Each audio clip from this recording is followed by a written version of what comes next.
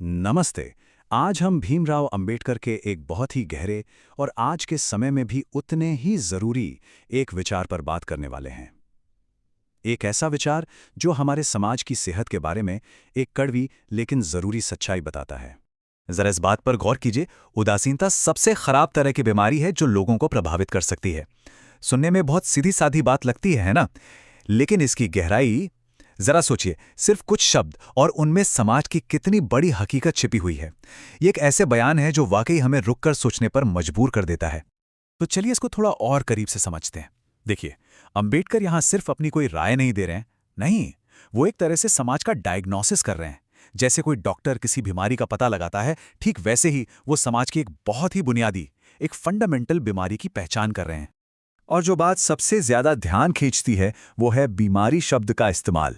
सोचिए, वो ये भी तो कह सकते थे कि उदासीनता मतलब इंडिफरेंस एक बुरी आदत है या एक कमजोरी है, पर नहीं, उन्होंने इसे एक बीमारी कहा। एक ऐसी बीमारी जो समाज को धीरे धीरे अंदर ही अंदर खोखला कर देती है। तो सवाल यही उठता है कि आखिर क्यों? उदासीनता मतलब किसी चीज की परवाह ना करना, ये इतनी खतरनाक कैसे हो सकती है कि उसे एक बीमारी का दर्जा दिया जाए? अंबेडकर इस शब्द के जरिए क्या कहना चाह रहे थे? तो अब हम इसी एनालॉजी को, इसी तुलना को जरा खोल कर समझेंगे। देखते हैं कि उदासीनता में ऐसी क्या बात है, ऐसी कौन सी खासियतें हैं जो इसे किसी असल शारीरिक बीमारी की तरह ही उतना ही खतरनाक बना देती हैं। इसको ऐसे समझिए, एक होती है शारीरिक बीमारी जो किसी एक इंसान के शरीर को नुकसान पहुंचाती है। उसके लक्षण हमें दिखाई दे सकते हैं, बुखार, दर्द, कुछ भी। लेकिन उदासीनता की ये जो बीमारी है ना, ये सामाजिक शरीर पर हमला करती है, मतलब पूरे समाज पर, पूरी कम्युनिटी पर। और इसके लक्षण वो दिखाई नहीं देते। वो होते हैं अंदरूनी सड़न की तरह, जैसे नैतिक मूल्यों का गिरना या अपनी नागरिक जिम्मेदारियों से मुंह मोड़ लेना। तो इस बीमारी के लक्षण क्या क्या हैं? सबसे पहली बात, ये संक्रामक है, मतलब कंटेजियस है। ये एक से दूसरे में बहुत चुपके से फैलती है।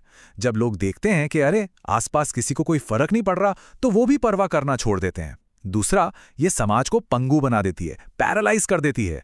लोग अपने सामने गलत होता हुआ देखते हैं लेकिन कुछ करते नहीं। और आखिर में ये समाज को अंदर से कमजोर करती है, उसकी नींव को ही हिला देती है, न्याय और तरक्की की नींव को। तो अब तक हमने ये समझ लिया कि ये बीमारी है क्या। अब सवाल यह है कि असल दुनिया में इसके लक्षण दिखते कैसे हैं, समाज पर इसका असर होता क्या है। एक बहुत सीधी सी बात है, अन्याय को पनपने के लिए किसी बड़ी साजिश या बुराई की जरूरत नहीं होती। नहीं, उसे बस एक चीज चाहिए, अच्छे लोगों की चुप्पी, उनकी उदासीनता। जब समाज में किसी को फर्क पड़ना बंद हो जाता है तो अन्याय को रोकने वाला, उस पर सवाल उठाने वाला कोई नहीं बचता। और ये सब रातों रात नहीं होता, ये एक पूरी प्रक्रिया है, एक के बाद एक स्टेप। शुरुआत होती है एक इंसान की सोच से, मुझे क्या लेना देना या मेरा क्या फर्क पड़ता है। फिर धीरे धीरे ये कुछ न करने की आदत आम हो जाती है, नॉर्मल लगने लगती है। इसके बाद समाज में लोगों का एक दूसरे से जुड़ाव कमजोर पड़ने लगता है। और आखिर में सिस्टमैटिक अन्याय, यानी वो अन्याय जो पूरे सिस्टम में बस गया है, वो अपनी जड़ें जमा लेता है। क्यों? क्योंकि उसका विरोध करने वाला कोई है ही नहीं। और जब कोई समाज इस उदासीनता की बीमारी से पूरी तरह जकड़ जाता है तो क्या होता है? तरक्की रुक जाती है। बिल्कुल, सुधार, विकास, न्याय, सब कुछ ठहर सा जाता है, मतलब 0% प्रोग्रेस। ये ठहराव की, रुक जाने की सबसे बुरी हालत है। ठीक है, तो हमने बीमारी को पहचान लिया, उसके लक्षण भी समझ लिए, लेकिन हर बीमारी का कोई ना कोई इलाज तो होता है ना?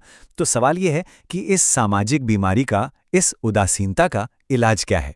इसका जवाब देखा जाए तो बहुत सीधा साधा है। अगर बीमारी का नाम है निष्क्रियता या इनएक्शन, तो इलाज है सक्रियता या एक्शन। अगर बीमारी है परवाह न करना, तो इसका इलाज है परवाह करना। और सिर्फ परवाह करना ही नहीं, बल्कि उस परवाह को अपने कामों में दिखाना भी। यही इलाज की तरफ पहला और सबसे जरूरी कदम है। इस इलाज को हम एक नाम दे सकते हैं, नागरिक चेतना या सिविक कॉन्शियसनेस। और ये सिर्फ कोई एहसास या फीलिंग नहीं है, नहीं, ये एक गहरी समझ है। ये इस बात की जागरूकता है कि हम सब एक ही समाज का हिस्सा हैं और हम सबकी भलाई एक दूसरे से जुड़ी हुई है। देखा जाए तो ये उदासीनता का एकदम उल्टा है।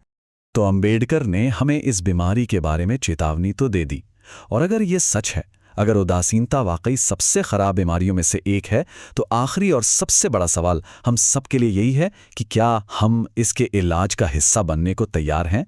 क्या हम नागरिक चेतना को अपनाकर एक सेहतमंद समाज बनाने में अपना योगदान देने के लिए तैयार हैं? ये सवाल सोचने वाला है।